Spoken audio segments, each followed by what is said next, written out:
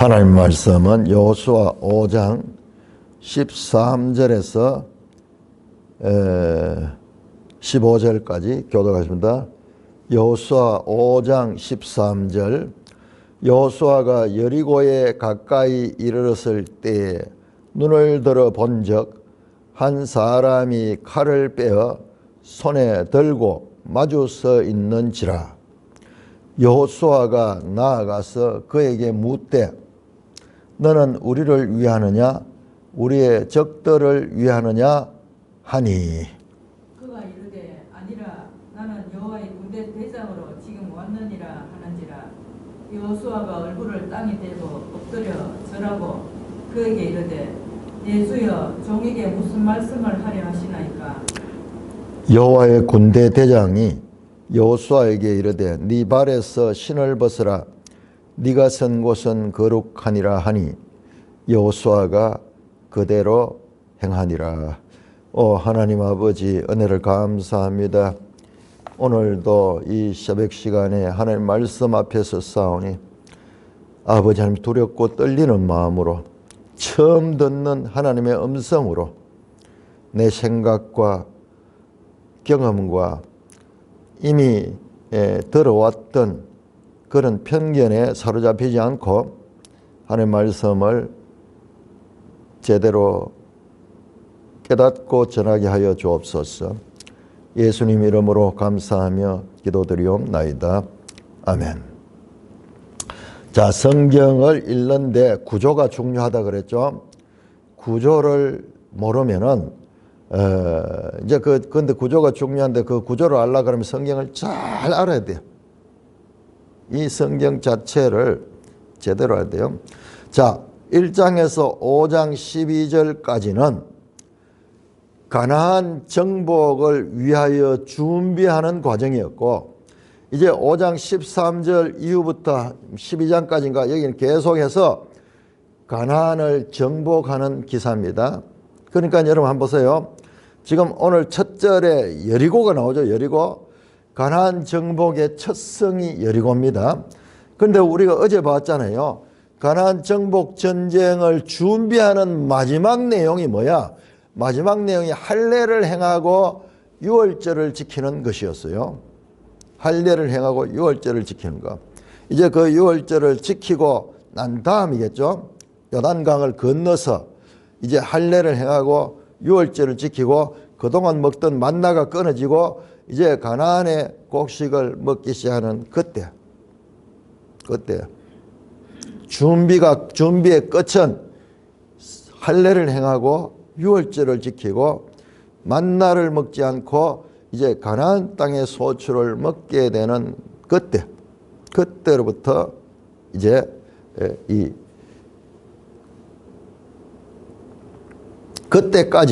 그때까지가 준비하는 과정이고, 오늘부터 나오는 13절 이후에는 이제 정복하는 과정을 나타내는데, 제일 먼저 정복 전쟁의 첫 사건이 뭐냐? 여호와의 군대 대장이, 우리 지난번 성경에는 군대 장관이라고 되어 있는데 군대 대장이 나타나는 것입니다. 사르 베비아 야훼 샤르 차바 차박 하는 게 체바오트 하면은 만군의 여호와 갈 적에 체바오트 하거든요. 그리고 군대를 가리키는, 사르 하면은 이게 이 대장을 가리키고 사르. 그래서 여기서 짜르 하는 말도 아마 여기서 나왔을 거예요. 사르 차바 야훼, 야훼의 군대 대장이라는 이름의 이 인물이 나타납니다. 13절입니다. 여호수아가 여리고에 가까이 이르렀을 때, 여리고에 가까이 이르렀을 때, 이제 자, 우리 지도를 봤죠. 요단강을 건너면은 길갈이고, 길갈에서 할례를 행했고 거기서 유월절을 지키고, 이제 길갈에서 여리고까지는 한 3km 정도 가까워 보이는 거예요. 그 주로 또 평지로 돼 있으니까는. 그러니까는 저 여리고 사람들이 공격하지 못하는 것이 두려움에 사로잡혔잖아요. 하나님의 여호와 하나님께서 이스라엘과 함께 하심으로 요단강이 막 멈춰지고, 그 다음에 그 이전에 저 요단 동편에 바산왕 옥과 시온왕 헤스본 왕 시온을 그 진멸했던 그 소문을 듣고, 그 소문만 듣고도 덜덜덜 떨고 있는데, 이 가나안 사람들이 전부 두려움 떨고 있는데 요단강까지 멈추고 들어오니까는 공격할 생각을 못 하는 거예요. 이제 여리고를 공격하기 위해서 가까이 이르렀을 때, 여리고에 가까이 이르렀을 때 먼저 누가 등장하냐? 눈을 들어본 적 한 사람이 칼을 빼어 손에 들고 마주서 있는지라. 사람이 칼을 빼고 있는 걸, 칼집도 있었겠죠. 칼을 뽑아가지고 탁 들고 있는 거예요. 여러분, 이런 장면이 어디 나오죠?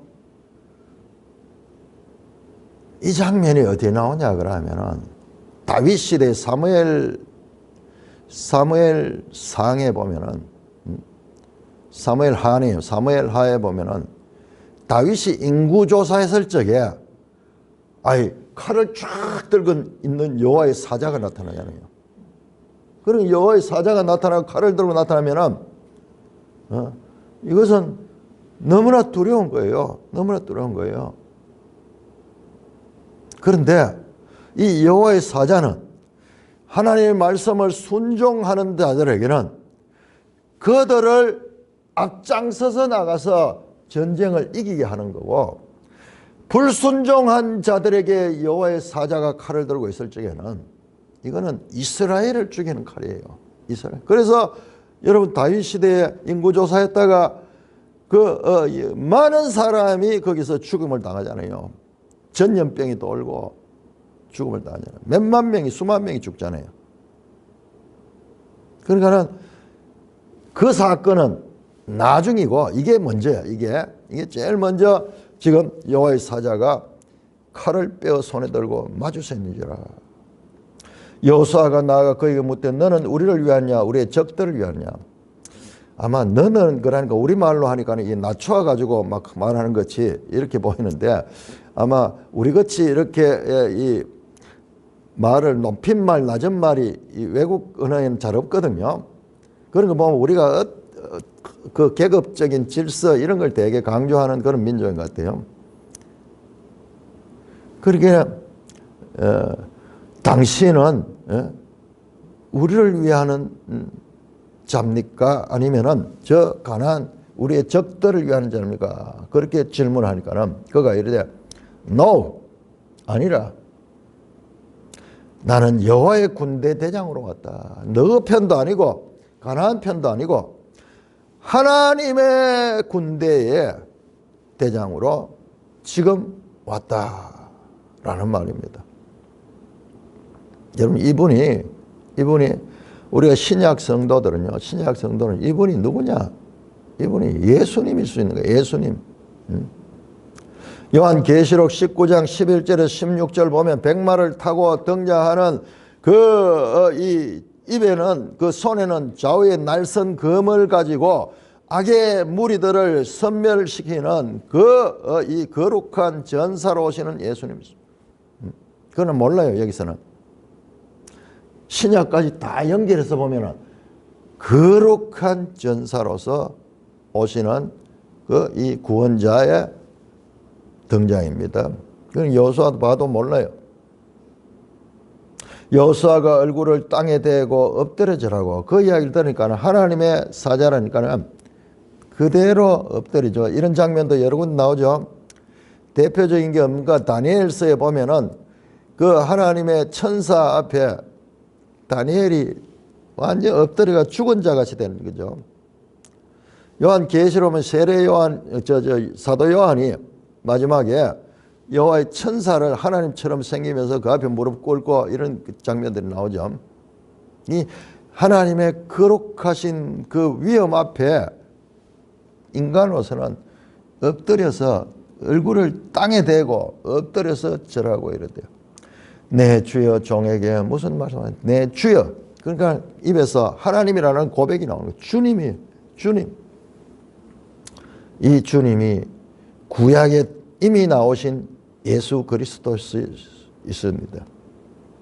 그러나 뭐 성경에 뭐 정확하게 말씀 안 하니까는 우리가 그렇게 짐작하는 거죠.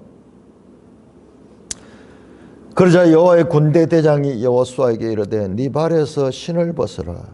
네가 선 곳은 거룩하니라. 이거는 출애굽기 3장 5절에서 모세에게 한 말씀이에요.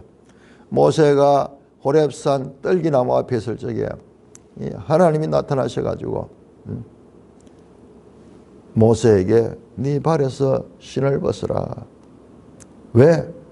이것은 거룩한 곳이다. 거룩한 곳이다. 네가 선 곳은 거룩한 곳이다. 이제 가나안 땅에 들어왔죠. 이 가나안 땅은 거룩한 곳이다 하니 여호수아가 그대로 행하니라. 1차적으로 우리는 계속 지금까지 보죠. 모세와 여호수아가 평행을 이루고 있는 것. 모세와 같이 여호수아도 지도자가 되었고 모세가 가졌던 능력도 가지고 모세가 가졌던 지도력도 가지고 모세가 가졌던 명성도 가졌다고 지금까지 나오면서 계속 모세하고 대비를 했어요. 지금 여기서도 마찬가지로 호렙산에서 하나님을 만난 모세처럼 지금 여호수아도 여리고를 바로 앞에 두고 하나님 앞에 섰듯이 하나님의 사자를 만나게 됩니다. 여기는 군대 대장으로 나오니까는 사자. 근데 이 성경을 자세히 보면요, 이 하나님의 사자 이게 하나님이에요. 하나님. 창세기 보세요. 창세기 보시면은 그 세 사람이 아브라함 집에 왔잖아요. 그 나중에 보면 그 사람들 하나님의 사자들이잖아요. 그래서 이 영계의 일이기 때문에 우리가 여기처럼 탁탁 이렇게 구별이 되지 않는 하늘에서 온 그와 같은 하나님의 군대 대장이 지금 앞에 서 있습니다. 그러니까 이 장면이 뭐냐? 이제 곧 여리고 정복하는데 여리고 정복에 이 전쟁은 하나님의 전쟁인 거야. 그래서 이 전쟁의 대장은 여호수아가 아니고 이 전쟁의 대장은 하나님의 군대 대장이 지휘하는 그런 전쟁이라는 그와 같은 것입니다. 그래서 가나안 정복 전쟁은 하나님의 전쟁인 거예요. 거룩한 전쟁인 거예요. 그 군사들은 거룩한 전사들이 되는 것입니다. Holy War, 거룩한 전쟁이에요. 그냥 인간적으로 서로 충돌이 일어나서 하는 그런 전쟁, 이해 득실을 따지고 자기들의 어떤 권력을 가지게 하기 위해서 싸우는 그런 전쟁이 아니라 이 땅에서 인간들 사이에 이해 타산 관계 가운데 생기는 그런 전쟁이 아니라 하나님께 속한 전쟁이다라는 것을 제일 먼저 우리에게 알려주고 있습니다. 그래서 이 사자가 군대 대장이야. 군대를 지휘하는 대장으로 지금 등장하고 있습니다.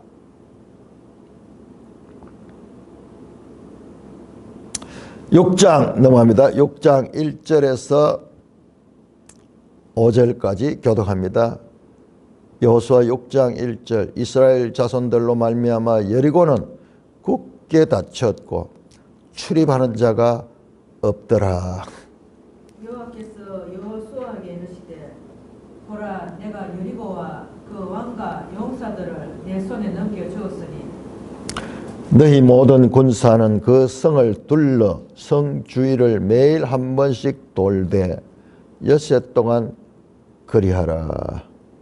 제사장 7은 양각 나팔을 잡고 언약궤 앞에서 나아갈 것이요 7째 날에는 그 성을 7번 돌며 그 제사장들은 나팔을 불 것이며 제사장들이 양각 나팔을 길게 불어 그 나팔 소리가 너희에게 들릴 때에는 백성이 다 큰 소리로 외쳐 부를 것이라.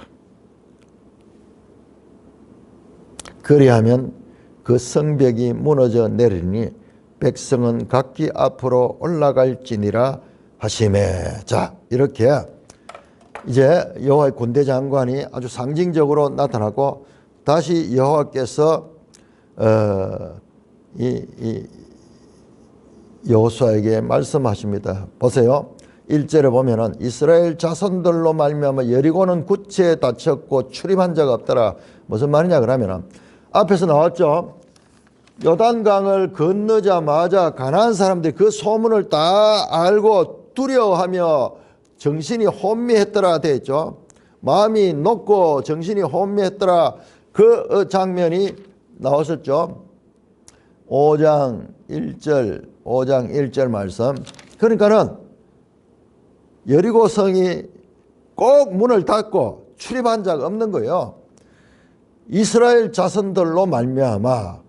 그러니까 이유가 뭐냐? 왜 여리고가 문을 굳게 닫고 출입한 자가 없도록 그렇게 하느냐? 이스라엘 자손들 때문에 그들이 이 장면을 보고 소문을 다 들었는 거예요. 그래서 이제 꽁꽁 문을 잠그고 이 두려움 가운데 성 전체가 떨고 있는 거예요. 자, 여호와께서 여호수아에게 이제 말씀합니다.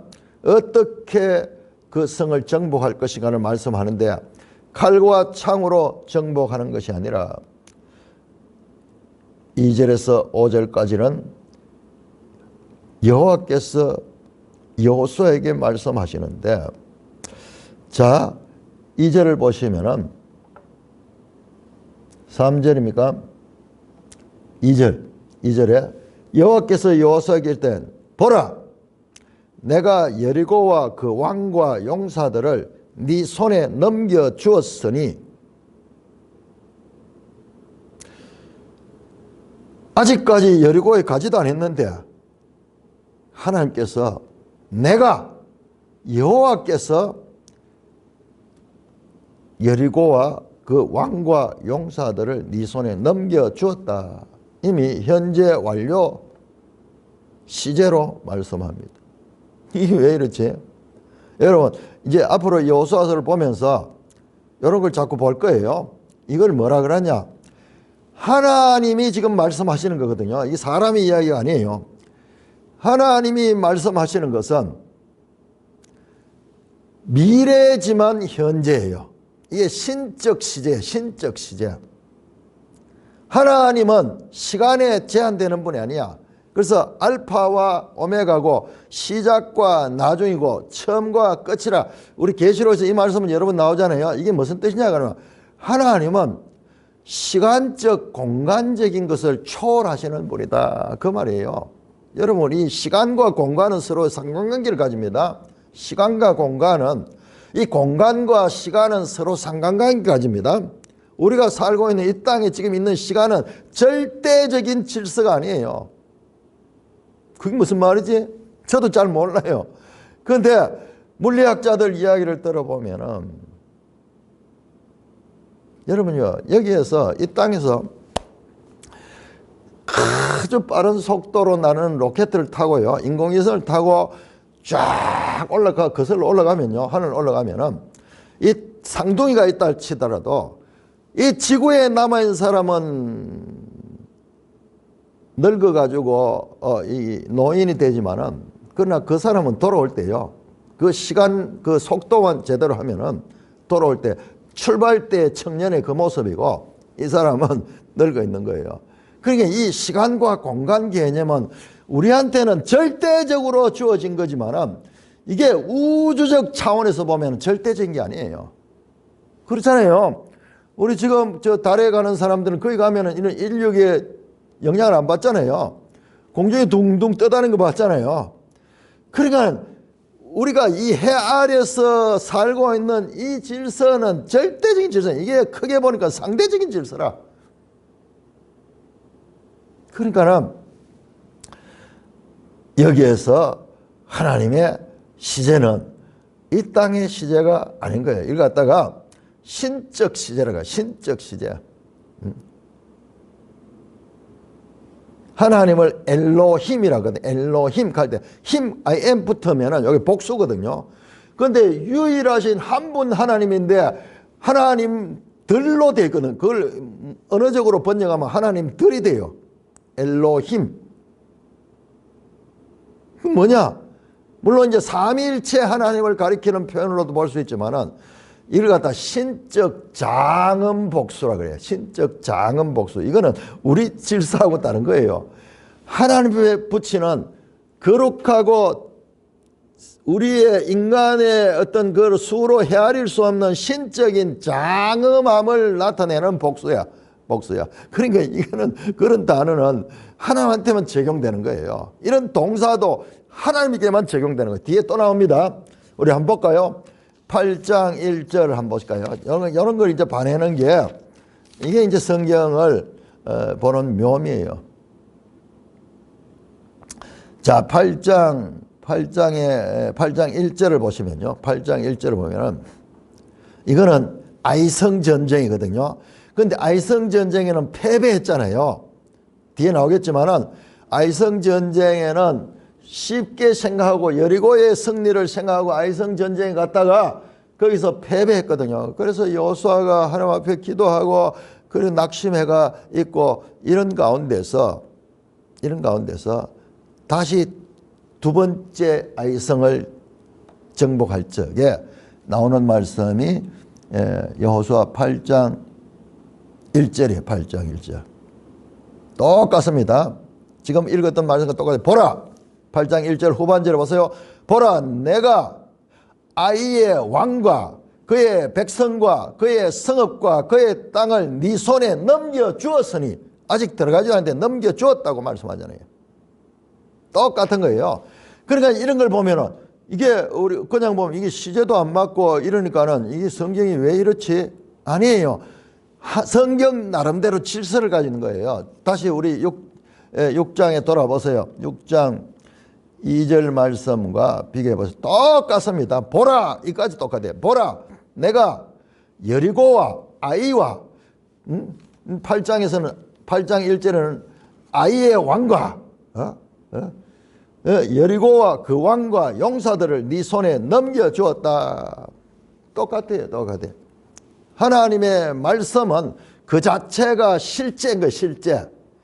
하나님이 말씀하시니 그대로 되었더라. 그런 거예요. 우리는 말하고 실제하고는 시간과 공간과 여러 가지 차이가 있죠. 또는 말을 해도 이루어지지 않은 것도 많잖아요. 그러나 하나님은 말씀하시면 그대로 되는 거예요. 그대로 되는 거예요. 그래서 신적인 시제로 이해를 해야 됩니다. 3절입니다. 너희 모든 군사는 그 성을 둘러 성 주위를 매일 한 번씩 돌되 여세 동안 그리하라. 그러니까 여호와의 전쟁은 보세요. 여호와의 전쟁은 칼과 창을 가지고 성을 공격해 가지고 그렇게 해서 이 죽이는 그런 인간적인 전쟁하고 다른 거예요. 어떻게 성을 둘러 성 주위를 매일 한 번씩 돌되 여세 동안 한 번씩 돌고, 그리고 그 돌적에 4절에 제사장 7은 7 양각 나팔을 잡고 언약궤 앞에서 나아가. 야, 요단을 건너갈 적에 제사장이 몇 명인지 모르지만 언약궤를 메고 갔잖아요. 아마 7사람이 있을 수도 있겠네요. 숫자가 안 나왔죠. 근데 이 언약궤를 멜라 그러면 7사람이 메기가 참 불편할 것 같아요. 이 끝에 뭐 4사람 매면은 쉽게 될 거고 중간에 또 들어가가지고 뭐 이렇게 할 수 있겠는데, 잠깐 그 수가 안 나오니까는 법궤는 반드시 메고 가야 되죠. 메고 가야 됩니다. 나중에 이 다윗 시대에 매지 않았다가 또 이렇게 큰 어려움을 당하는 것들 보죠. 그러니까 기초가 튼튼해야 돼요. 앞에 나오는 모세 오경에 반드시 레위지파 사람들이 언약궤는 메고 행진을 해야 됩니다. 자, 그래서 제사장, 레위지파죠. 제사장은 7 양각 나팔을 잡고 언약궤 앞에서 가요. 이게 지금 메고 가는 게 아니에요. 메는 사람은 따로 있고 제사장 7사람이 언약궤 앞에서 양각 나팔을 들고 그렇게 갑니다. 이 양각 나팔은 양의 양의 뿔이나 그 양이나 염소의 그 뿔 가운데서 큰 뿔이 있어. 뿔 큰 거. 그걸 가지고 이제 뿌 불게 되는 그 제사장 7사람이 7양각 나팔을 잡고 언약궤 앞에서 나갈 것이요. 여러분 7양각 나팔은 언제 부느냐 그러면은 우리 한번 찾아볼까요? 레위기 25장. 레위기 25장은 희년의 장이에요. 레위기 25장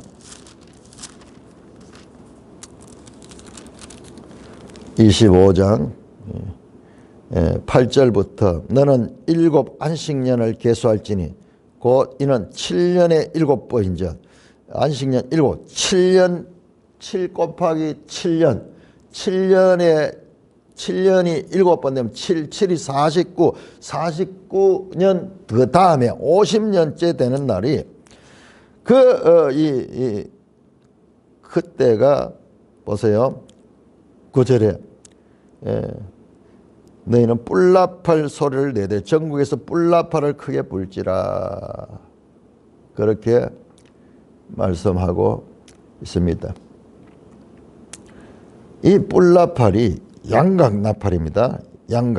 양각하는 건 한자 표현이에요. 각하는 게 뿔을 나타내거든요.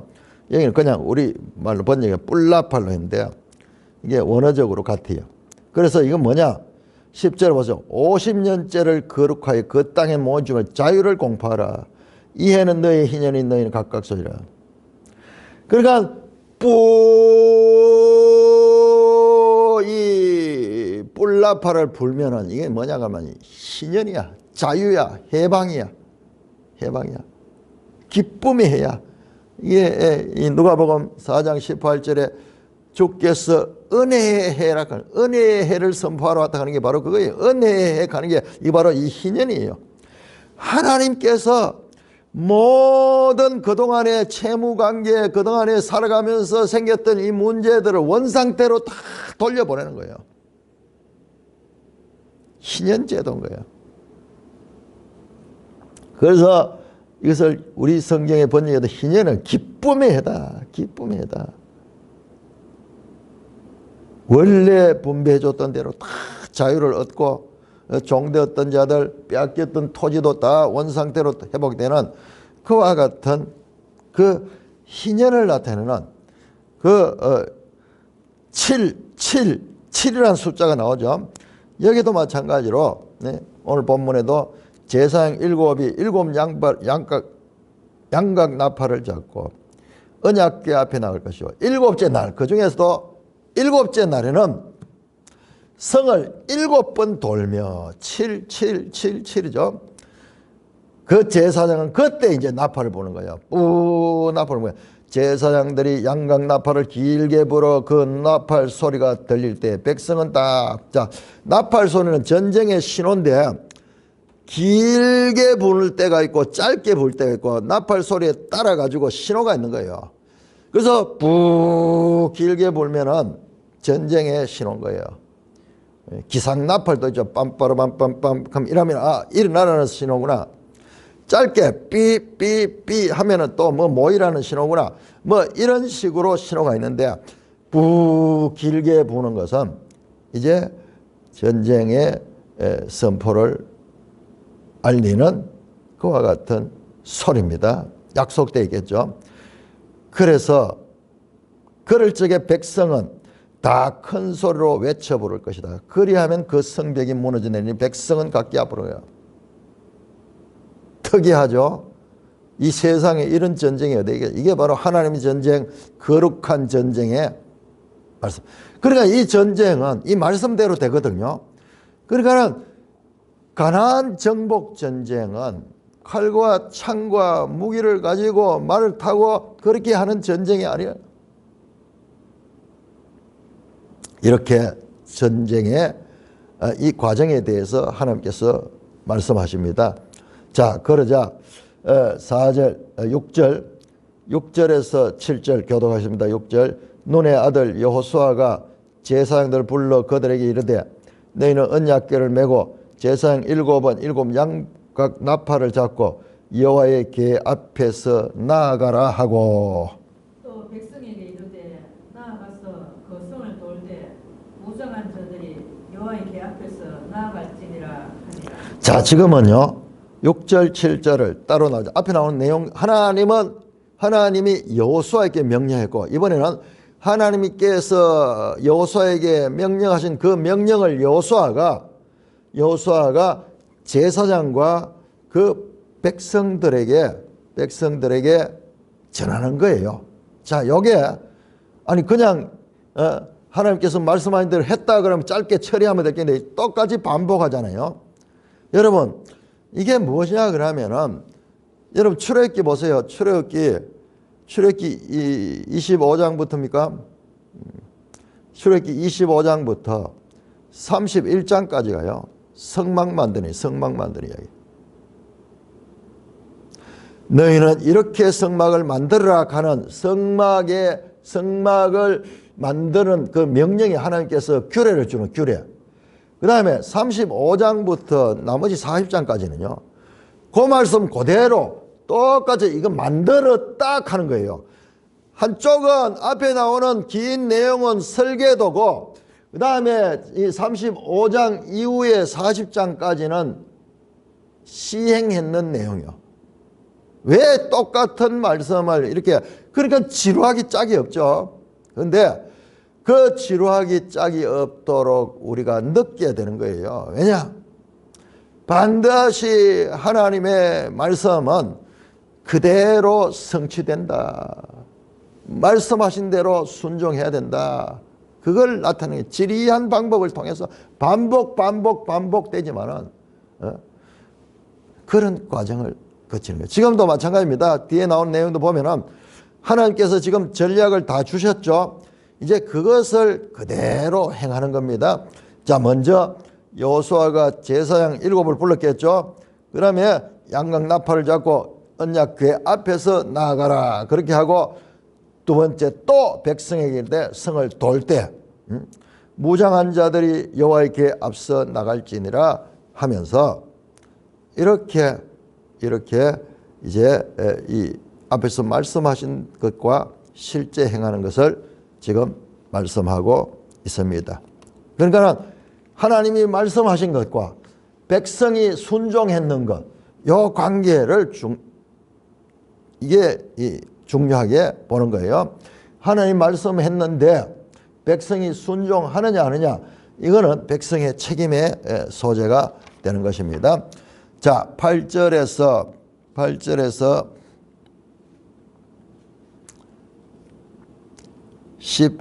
16절까지 교독하겠습니다.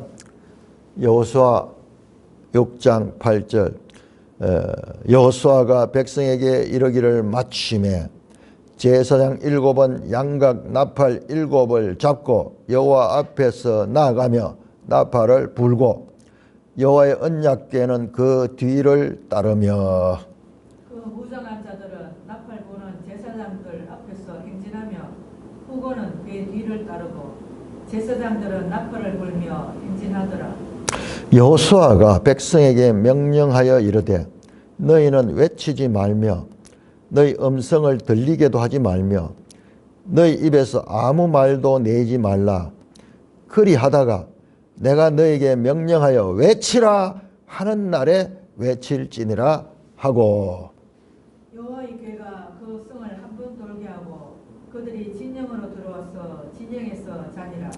또 여호수아가 아침에 일찍 일어나니 제사장들이 여호와의 궤를 메고 제사장 7은 양각 나팔 7을 잡고 여호와의 궤 앞에서 계속 행진하며 나팔을 불고 무장한 자들은 그 앞에 행진하며 후군은 여호와의 궤 뒤를 따르고 제사장들은 나팔을 불며 행진하니라. 그 둘째 날에도 그 성을 한 번 돌고 진영으로 돌아오니라. 여섯 동안을 이같이 행하니라.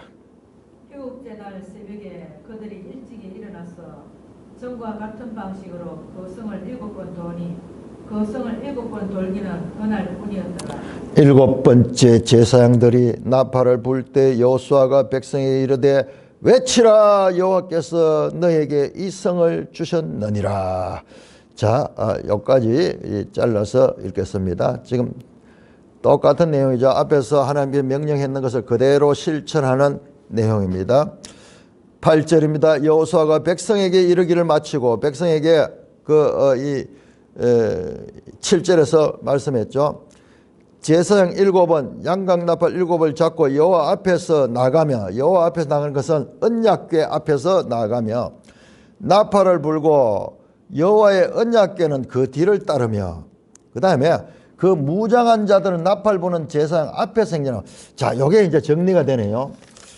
제가 여러분 6장 7절을 보시면은, 자, 언약궤가 있고 그 앞에 제사장들이 갔잖아요. 제사장 7이 언약궤 앞에서 가거든요. 그런데 그 6장 7절에 보면은 백성에게 말하는데 그 성을 돌 때 무장한 자들이 여호와의 궤 앞에서 나갈지나.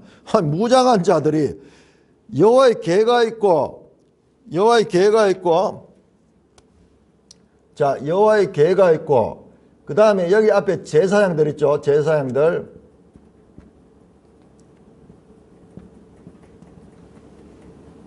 그런데 무장한 자들이 또 궤 앞으로 가라 그래요. 무장한 자.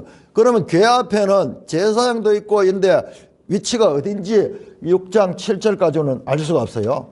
그런데 이 9절에 보니까는 그 무장한 자들 나팔 부는 제사장들 앞에서 행진했네요. 야,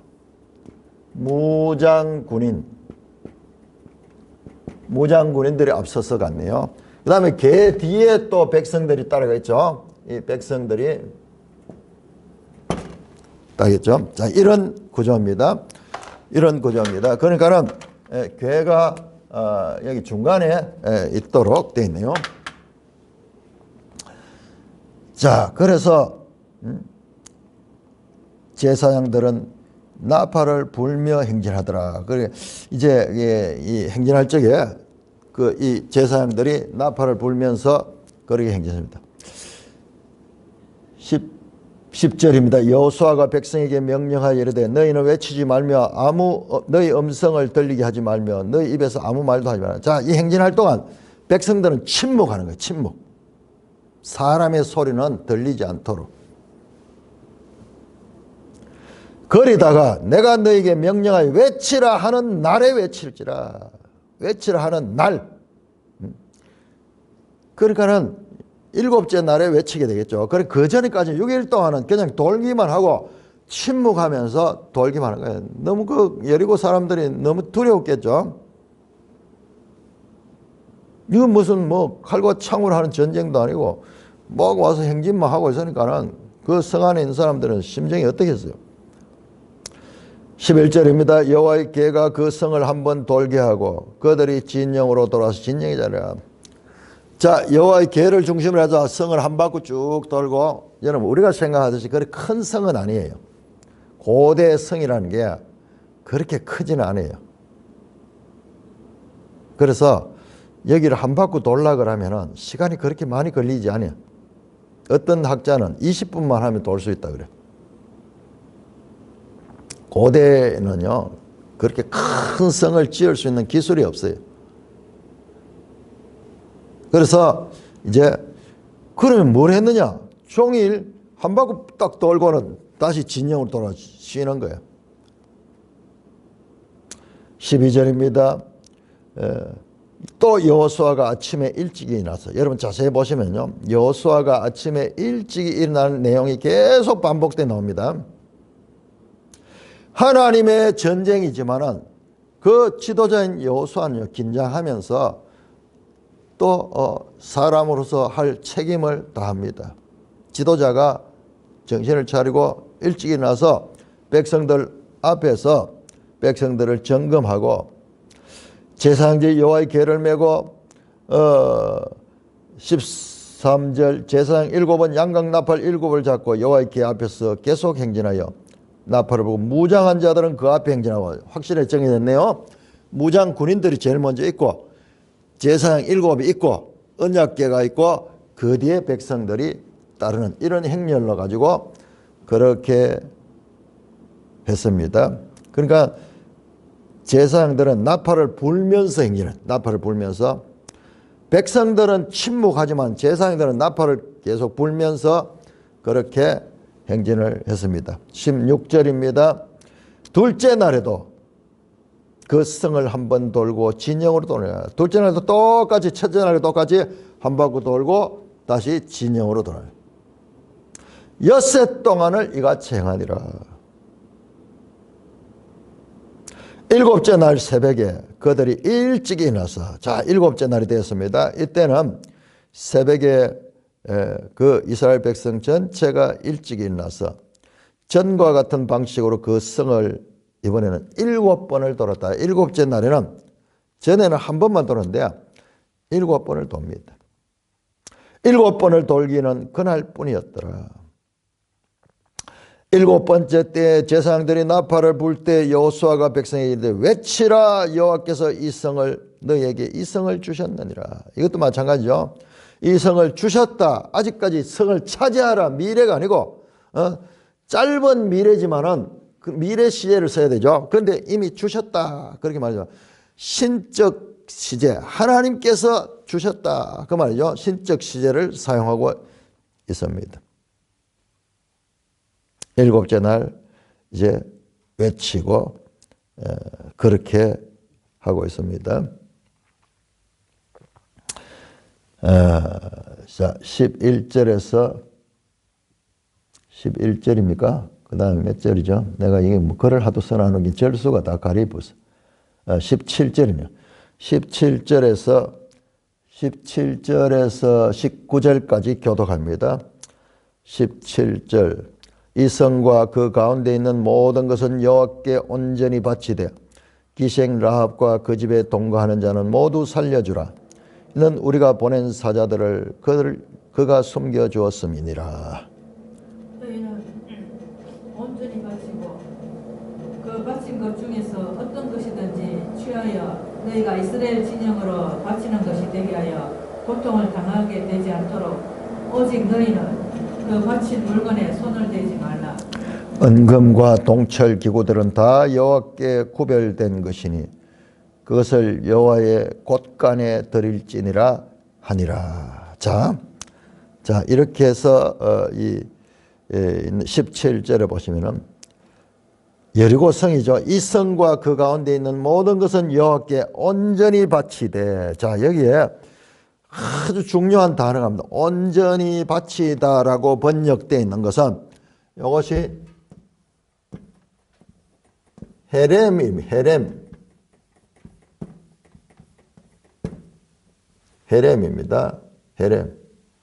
이것은 이게 원어로 보면은 그냥 파괴하다, destroy, 파괴하다 이렇게 돼 있어요. 그런데 여기서 우리 번역에서 온전히 바치되, 온전히 바쳤다 이런 표현을 쓰는 것은 이것은 의역인데 이건 특별한 의미를 가진 것입니다. 자, 그 부분만 제가 따로 이 시간을 내 가지고 설교를, 이번 주일날 아마 설교가 요 헤렘에 대해서 말할 거예요.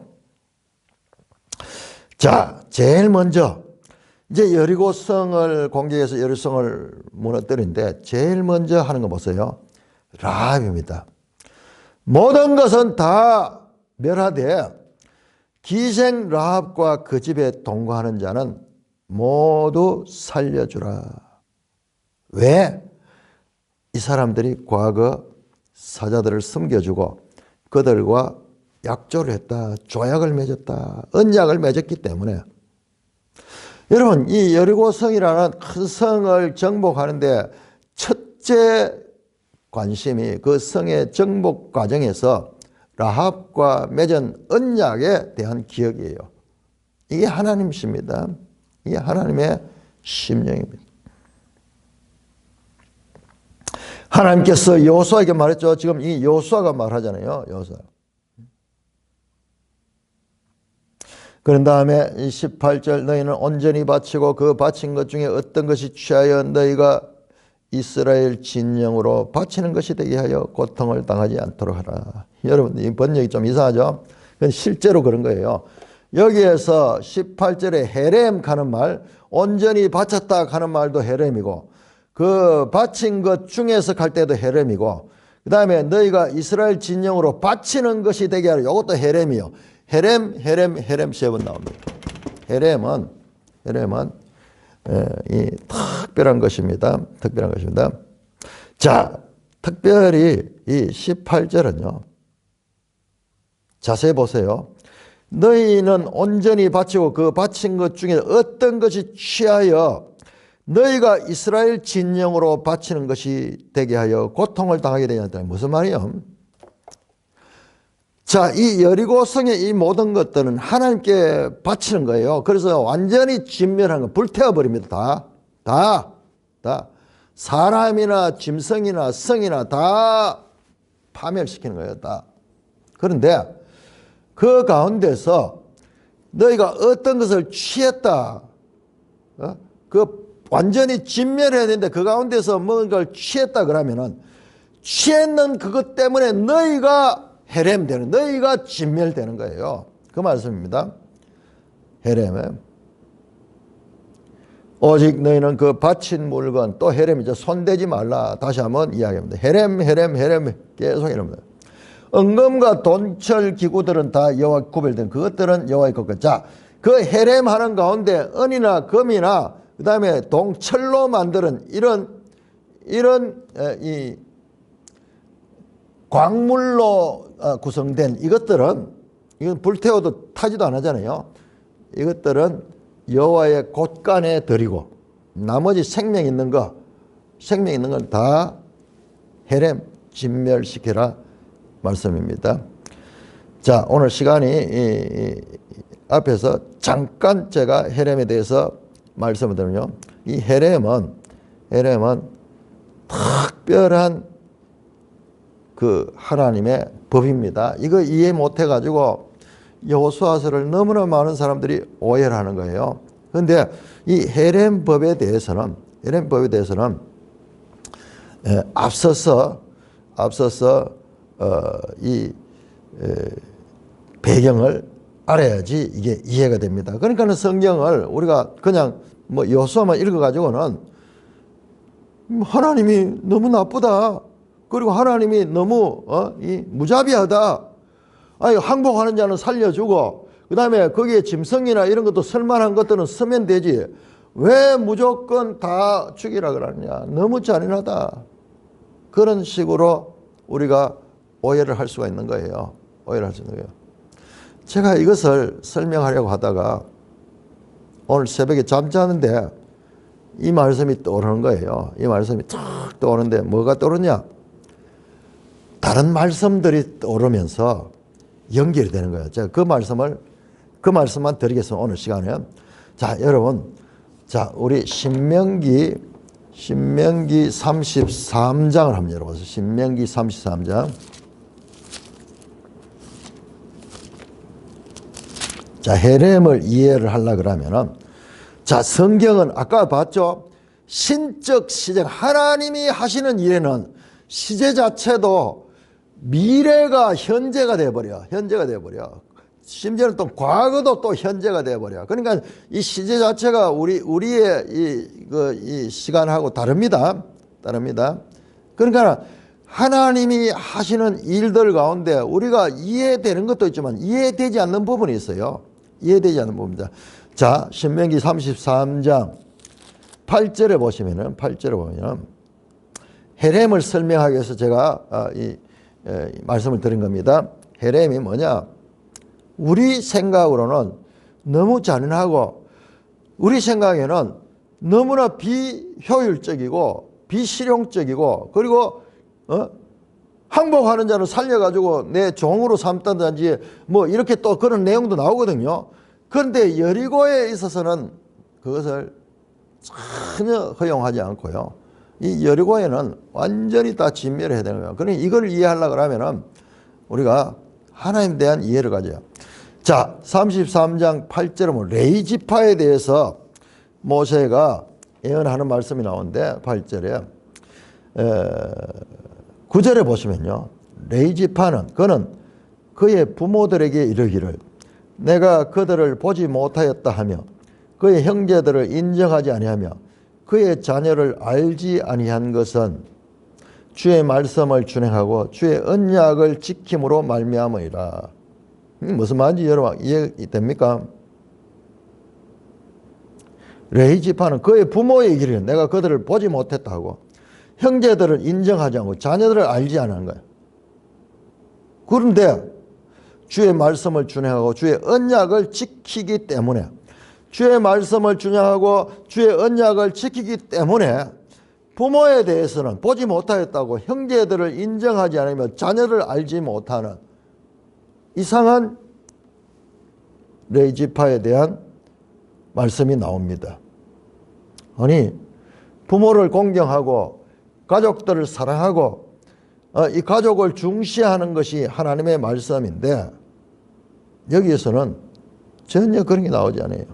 이게 뭐냐 그러면요, 레위 지파가 주의 말씀과 주의 언약을 지키는 것을 최삶의 우선을 삼는 거예요. 그렇기 때문에 보통 사람들처럼 부모, 형제, 가족들에 대한 이런 관점을 보통 사람처럼 가질 수가 없는 거예요. 그만큼 인간관계에서 가장 가까운 가족관계보다 더 우선되게 하나님의 말씀을 순종해야 될 것을 가리키는 거예요.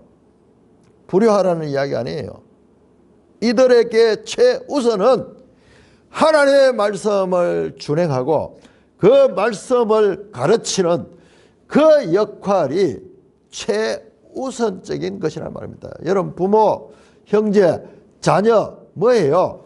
우리의 삶에 가장 우선되는 관계잖아요. 그런데 그 관계보다도 하나님의 말씀을 지키고 그 말씀을 가리키는 것을 우선으로 삼는 공적인 하나님의 직분자로서 레위 지파를 가리키고 있는 거예요.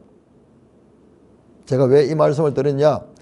이 헤렘을 이해하려고 그러면요, 이 헤렘을 이해하려고 그러면은 우리 인간적인 인정이나 인간적인 판단이나 인간적인 경험을 초월하는 오직 그 하나님 말씀에 대한 순종이 있어야 되기 때문에 그런 거예요. 도저히 우리 식으로는 이해가 안 돼요. 이해가 안 돼. 하나님이 너무 잔인하게 보이고, 여러분, 하나님이 세상을 사랑하고 그들을 구원하기를 원하는데, 그런 보편적 하나님의 관점에서 봤을 때 여리고의 그 모든 것을 진멸시키는 이 하나님은 이해가 될 수 없는 거예요. 이해가 될 수 없는 거예요. 이 특별한 경우, 그것을 초월하는 경우입니다. 제가 한 가지만 더 예를 들겠습니다. 자, 요한복음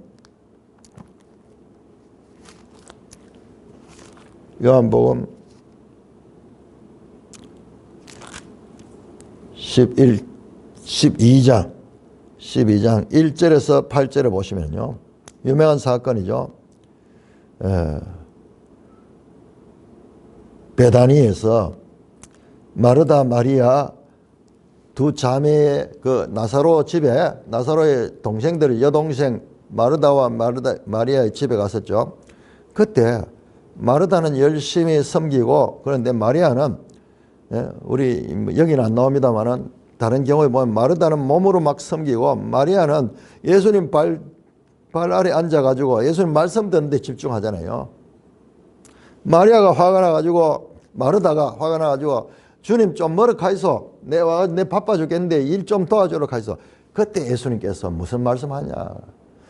인간적인 판단을 초월하는 거. 마리아가 더 잘했다는 거. 마리아가 더 잘했다는 거예요. 여러분, 이거를 우리 알아야 돼요. 인간적인 판단과 인간적인 어떤 그런 경험에서 오는 윤리, 도덕을 초월하는 하나님의 법이 있는 거예요. 아무도 이해하지 못해요. 아무도 이해하지 못해요.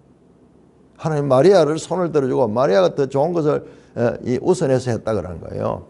여러분, 몸으로 돕는 건 기회가 언제든지 있을 수 있지만요, 하나님 예수님께부터 직접 말씀을 듣는 것은 기회가 없는 거예요. 그러니까는 그 모든 것에 우선하는 그런 마음입니다. 자, 여기에도 보면 마리아가 뭘 하느냐 그러면은 아주 지극히 비싼 향유 곧 순전한 나드 한 근을 갖다가 예수님 발에 갖다 부어버려요. 그러니까 옆에 있던 제자들이 깜짝 놀래가지고 특별히 회개를 맡은 유다가요, 그 값진 향유란 걸 알거든요. 네가 왜 이런 일을 행하느냐. 이걸 가지고 가난한 사람들을 도와주면은 얼마나 많은 사람들을 도울 수 있을 텐데 이 값진 것을 그냥 예수님께 부어가지고 허비하느냐. 그렇게 말하죠. 근데 예수님께서 오히려 이 마리아의 행동을 두둔합니다. 마리아의 행동. 거룩한 낭비. 여러분, 우리가 살아가면서 전략하고 그리고 물질을 아끼고 그리고 이 소중하게 다뤄야 하는 거, 하나님 주신 거, 그거 맞죠? 그게 우리 그리스도인들의 삶의 질서고 기본 태도예요. 그렇습니다. 그러나 그것을 초월하는 하나님의 뜻이 있을 적에는 그것을 초월할 수 있는, 이게 헤렘이에요. 헤렘. 여러분, 이 여리고는요 완전히 다 죽여버립니다. 짐승까지 다 죽여버립니다. 죽일 수 없는 광물질들은 그것을 걷어가지고 여호와의 곳간에 갖다 드립니다. 성을 무너뜨리고 불태워버립니다. 자, 이것이 여리고의 헤렘, 그 이야기를 하고 있는 거예요. 지금 이 17절에서 이 19절까지 자, 오늘 여기까지 보면서 여기까지 보고 이 헤렘에 대해서 내가 이번 주일날 설교로 이 헤렘을 이해하려고 하면은 앞선 내용부터 해서 쭉 이해를 하면은, 이게 이해 안 되면은 여호수아를 보면서 하나님에 대해서 늘 오해를 하거든요. 오해를 하는데, 여러분, 그 헤렘 단지 우리가 그 믿음으로 순종해야 돼. 순종해야 되는 거. 자, 이 사건이 얼마나 중요한가 7장에 가면요, 이 헤렘을 헤렘하지 않았던 사람이 나옵니다. 아간이. 그 때문에 얼마나 더 큰 이 심판이 이루어지고 이스라엘 전체가 망할 수 있는 그런 위기까지도 몰릴 정도로 이 헤렘의 순종은 중요한 것이다 라는 것만 말씀을 드리겠습니다. 찬송가 312장입니다.